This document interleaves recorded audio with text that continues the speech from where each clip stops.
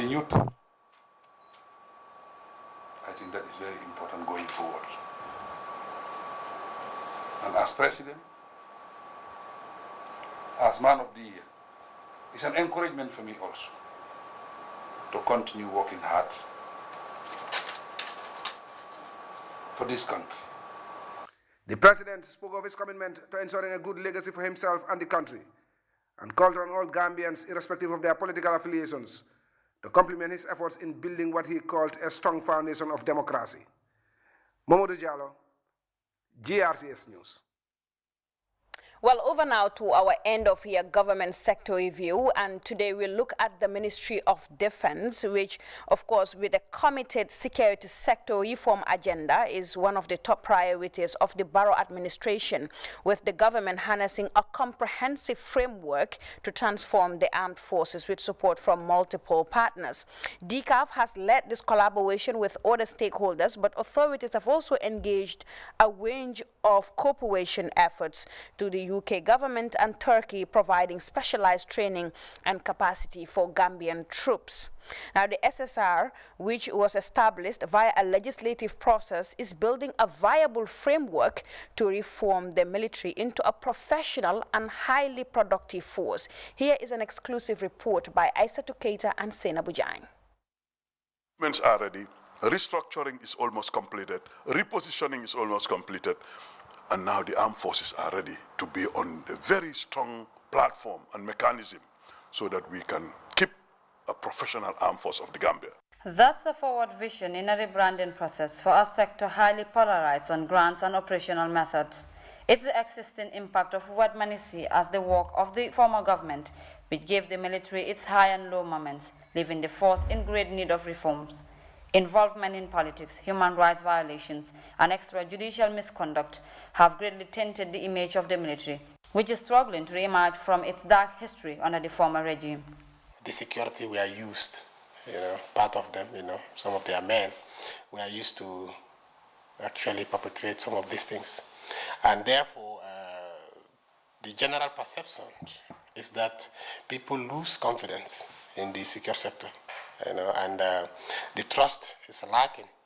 And therefore, government is interested in regaining that trust. Over the years, the Ministry of Defense has been formulating and implementing policies towards the realization of its vision to develop a highly professional, effective, efficient, and politically neutral armed forces subject to democratic and civil control.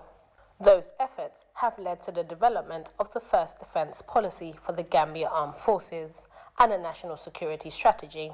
EU reforms partners DCAF also provided funds for the revision of the Gambia Armed Forces Act of 1985, which has already been submitted to the Attorney General Chambers for further advice. We were honest on the table and see that the armed forces were challenged. They themselves were victims. And we all know that they suffered a lot because there were lack of frameworks, legal frameworks. So President Barrow and his team, His Excellency, who's of course Commander-in-Chief of the Armed Forces, accept the recommendations of the assessment report and put in place the first ever national security policy of the Gambia. That, amongst others, gives traction to the security sector reforms developed to institute enhanced accountability, professionalism, and democratic civilian controls over the country's security forces. The SSR was particularly initiated to drive institutional transformation to align the Army's capabilities, capacities, and structures to the country's security needs.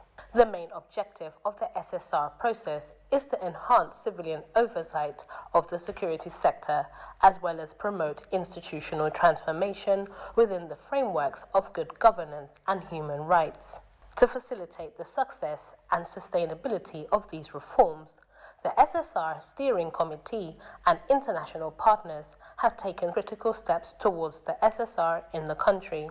In the process of executing the task for the security sector reform, the DCAF was introduced and approved by lawmakers in March, when legislators of the National Assembly members endorsed to support security sector. So we've been advising government at the highest level, the Office of President, and also through the ONS, in terms of their reform agenda, and then giving all the technical support right from inception. Months down the line, how far is the institution set up to contribute meaningfully to the security sector reform and greater accountability, leading to improved peace and security for the Gambian population faring? We have supported the review of a lot of acts governing the security institutions. We have reviewed the State Intelligence Act. DCAP supported that. We have reviewed the GAFA, that is Gambia Armed Forces Act. So supported with the EU, the review of the Police Act. Currently, we are about to start the review of the Gambia Immigration Department Act. So we are doing all this to make sure that we bring that best practice in, the issue of rule of law, respect, to human rights. So these are things that have to be part and parcel of some of these laws. The Gambia Armed Forces was established in 1985 with a principal constitutional responsibility to safeguard the territorial integrity and sovereignty of the Gambia. It also has some secondary rules which are relevant to the economy and internal security of the nation. Since its establishment, a lot of efforts, especially in the past 5 years. For example, by restructuring or building human and material capacity. Secondly, to reform and facilitate democratic and civilian control of the security sector. With all efforts put in to ensure its successful implementation, challenges have been outlined as a hindrance to the process, with hopes of fast recovery as the new year hops in. The security sector is witnessing a distinctive re-establishment agenda being driven by government through the Defense Ministry.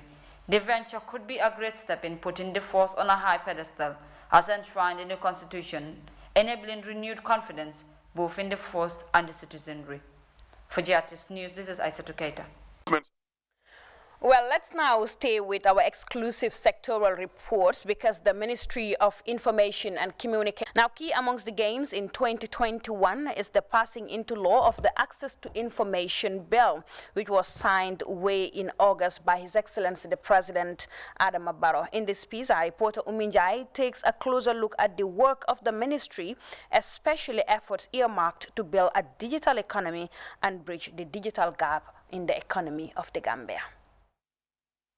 2021 was indeed an eventful year for the Ministry of Information and Communications Infrastructure as the sector witnessed unprecedented developments in advancing communication technology in the country.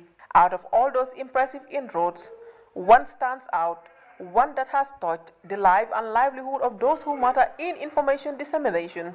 The Access Information Bill, which has paved ways to increase public scrutiny of the Gambia governance process, policy implementation, national spending, among others.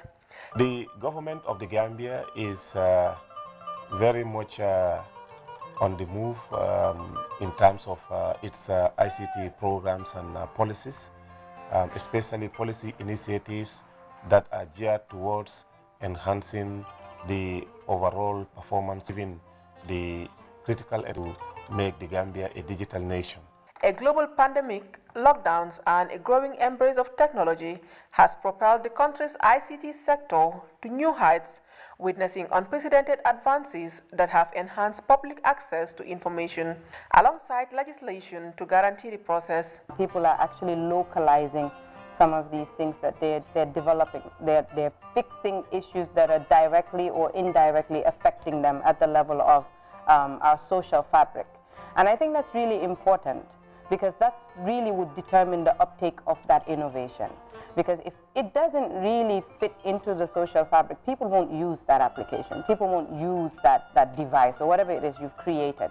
But when people see that it's actually adding value or somehow solving a problem that they are facing on a daily basis or on a weekly basis, some of the companies that are really coming up, the innovative solutions that are being brought, especially with the advent of this COVID pandemic, you see some really great ideas bringing up, and kudos to really the young people. They're really, really innovative. In August this year, President Adama Barrow signed the Access to Information Bill into law.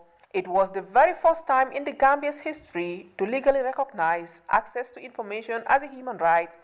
The move was globally welcomed and hailed by the press and civil society stakeholders, who celebrated the firm commitment to improve transparency and accountability in governance. Having an investment-driven policy in the education sector is very key to the development of the education sector. It's very key in harnessing talent. It's very key also in making sure that we can be the technology hub or the technology powerhouse of Africa. Since government cannot do it all, government can collaborate with the private sector to see where they can invest through innovative business models, where the private sector can gain and government can gain, while those talents can also gain. Over the year, Moise has bankrolled a raft of the exclusive women, especially those in the grassroots. In order to effectively roll out a successful fintech program, you should be able to have the local women and men that have not had the opportunity to go to formal schools to be able to understand how to use their mobile phones to log in and out and to do certain things to get assist. We have seen some of the other issues that we have said. Prisoners escaping, or all those other things that are happening. Who is taking responsibility? Do we only give the prisoners the responsibility and say, oh, you should have kept them, and that is why they are escaped? As we are driving our big cars, are we looking at this society to be an equitable society, a just society, unless we look at those areas, look at the prisoners, look at the detainees, look at the people that are working at the prisons themselves. Officials of the two workplaces will be in Janjambure and Order at the Gambia Prison Services across the country to observe the locations before starting the rehabilitation and integration program. For GRTS News, this is Yero Jalo reporting. Now, the Combo East Youth and Children Development Alliance recently organized a week-long youth leadership and integrated convergence at the Faraba Banta in the West Coast region. Aissatou Jata Gassama picks up the rest of that story. This week-long cultural talent showcase aims at enhancing positive youth and children participation in sustainable peace and economic growth.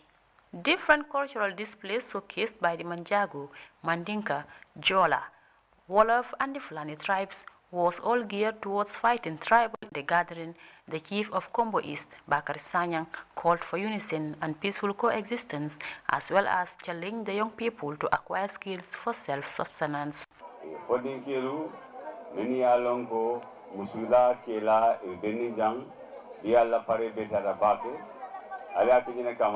Purka aro bambandi, purka nyomuta, kairo ni tenku ahoy sabatinda maltema.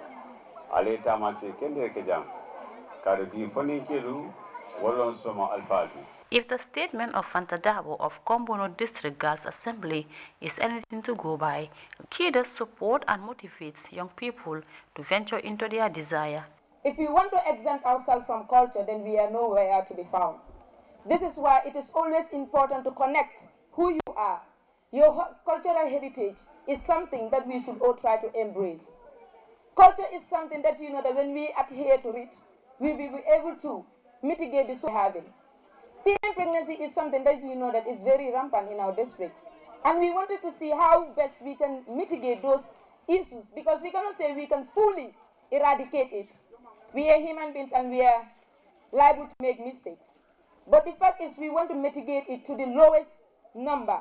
This is why we are organizing this talent show, to make sure that girls are given that platform to express themselves, to make sure that they are given that opportunity to be empowered. Because we believe that in as long as you are empowered, you are always able to differentiate what is right and wrong. And you'll be able to stand firmly and make a decision without the pressure from other parties. Omar Ba, for the chair, they nurtured young talented Gambians by unlocking their potential, citing example of Omar Champion Cham, a poet, and currently the Speaker of the National Youth Parliament. Having this type of gatherings, we can discuss and unlock your potentials to realize your dreams. The December 4th presidential election has manifested it.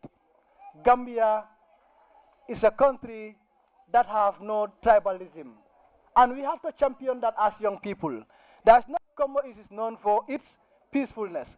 Combo is known for its championing peace and also championing the culture that we have. So by having this talent show, it's a worthy cause.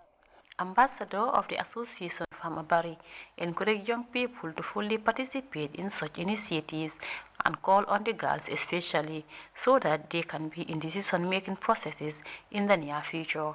Madam Barrow finally urged the gathering to respect their leadership for a better and more vibrant association. Tunko Silla and her partners released a song containing a strong message for the youth to stop the trafficking and use of illicit drugs. Binta Jibasedi highlighted the theme of the week-long event, enhancing positive youth and children participation for sustainable peace. She further praised the traditional communicators locally called Kanyelengs for educating the masses at the grassroots level. This scam of such magnitude is the first of its kind. Prizes will be awarded to participants of different categories based on their outstanding performance. For the news, I am Aissatou Jata Gassama. Well, let's move over now to the Central River region, where officials of the Roots project have formally doled out the second phase of seeds to 14 farmer groups in the Central River region. The support delivery is part of the Rural Poor Stimulus Facility program earmarked to help gardeners recover from the effects of the COVID-19 pandemic. Our correspondent in the Central River region is Modula Mensane, and from there he sent us this report. This is the second disbursement of vegetable seeds to 14 farmer groups in the Central River region, North and South. The support program delivered under the Rural Poor Stimulus Facility by the Gambia government and Ministry of Agriculture access funding from IFAD to strengthen gardeners in mitigating the effects of COVID-19 on horticultural production. We have an intervention that comes to at least provide support in terms of inputs, particularly vegetable seeds, that will help the women to produce and be able to compensate for the loss that they suffered during the lockdown. And it's also important because this year the rainy season did not perform as expected, particularly the upland crops, namely groundnut, millet and maize. Implementers of the Resilience of Organization for Transformative Smallholder Agriculture project are leading the seed distribution with deliveries made in 8 different types of vegetable seeds to producers in the field. These are climate resilient vegetable varieties. We call them climate smart varieties, identified and selected by the Roots Technical Committee for this RPSF. The committee was assisted by the technical services, the horticultural technical services, to come up with these very good seeds. Now, the criteria, among others, include the availability of water in the particular garden that we are going to support. Their vulnerability is very important. The availability of good fence, and a membership of not more than 125 farmers, amongst others, were looked at. 9 community garden groups in Sierra North benefited from this support program as officials formally hand over seeds to farmers in Kunting and Lamenkoto village. In Central River Region South, similar presentations were made in 5 community gardens, starting from Mabalikuta, Jakoto, Nanaba, Mbayen and Saruja.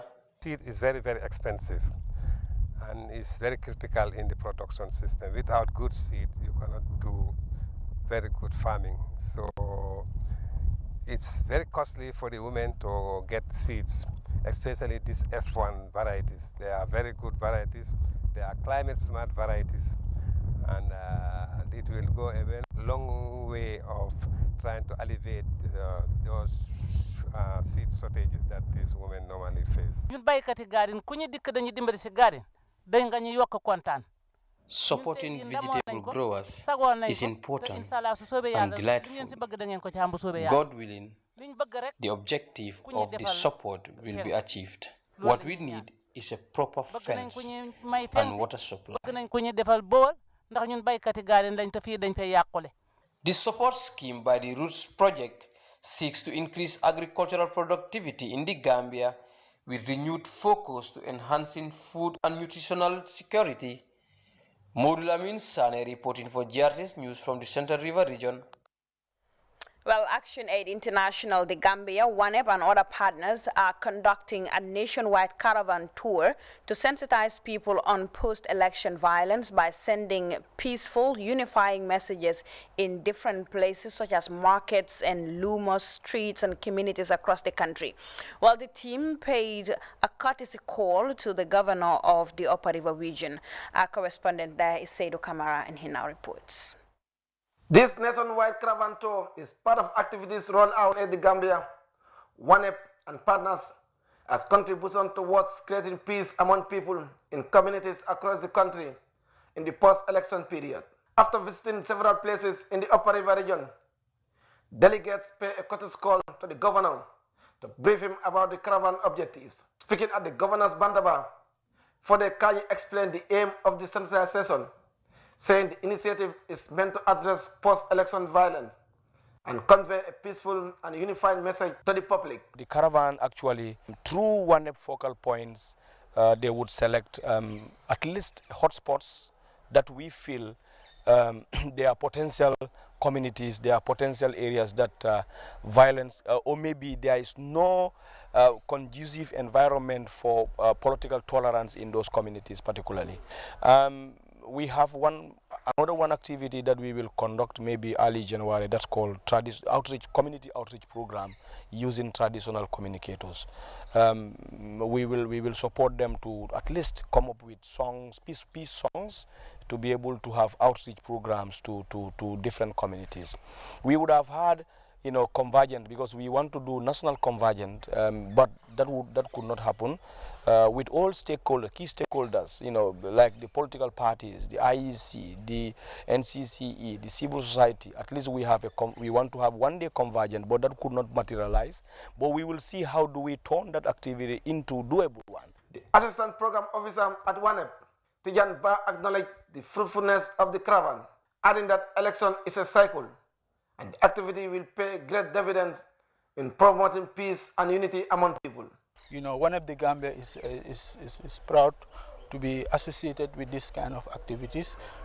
It's all part of the IMAM project, that is the Elections Violence Monitoring and Mitigation Mechanism.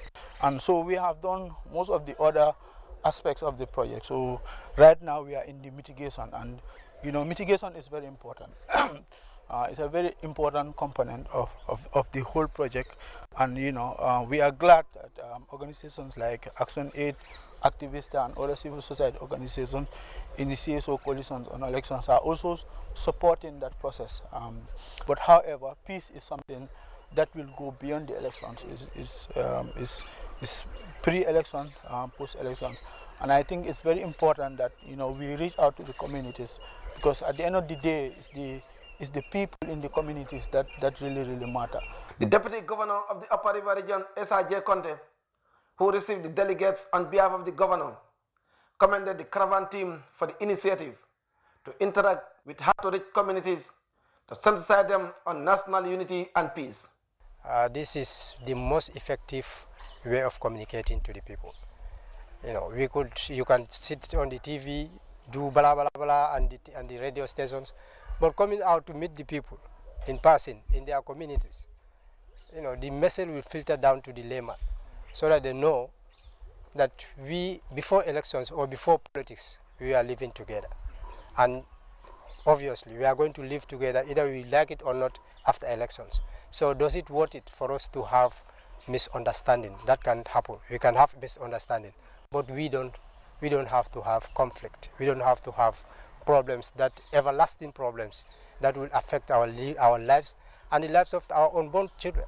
According to caravan officials, the exercise is helping to create a great sense of positivity, revealing plans to conduct similar programs in different platforms, including radio talk shows, as the country heads to the parliamentary and local government elections. Saidu Kamara, reporting for GRTS News from Basse, Upper River region.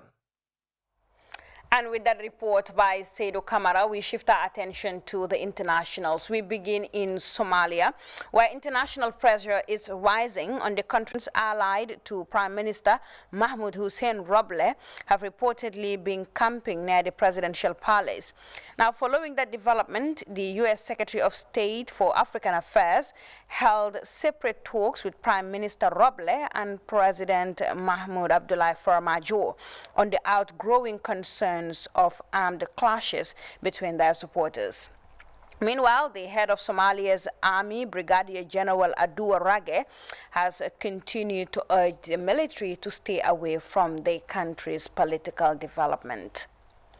Well, with that, we come to the end of this edition of the news. But before we go, a quick look at our headlines this hour.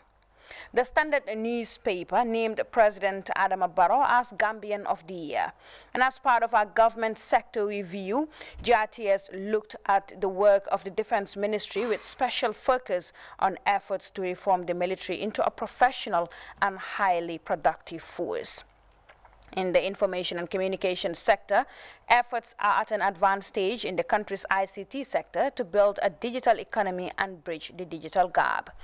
And preparing inmates for the life after prison, the Gambia Prison Service and Insight Training Center have signed an MOU on prisoner rehabilitation and reintegration program. And several African countries have experienced coups and unconstitutional military takeovers in 2021. And finally, international pressure mounts on Somalia as the country's president and prime minister are urged to end their political feud. Well, that was all we had time for in this edition of the news at 2200 hours. I am Fatoumata Cham. Thank you for watching and enjoy the rest of our programs. Bye-bye.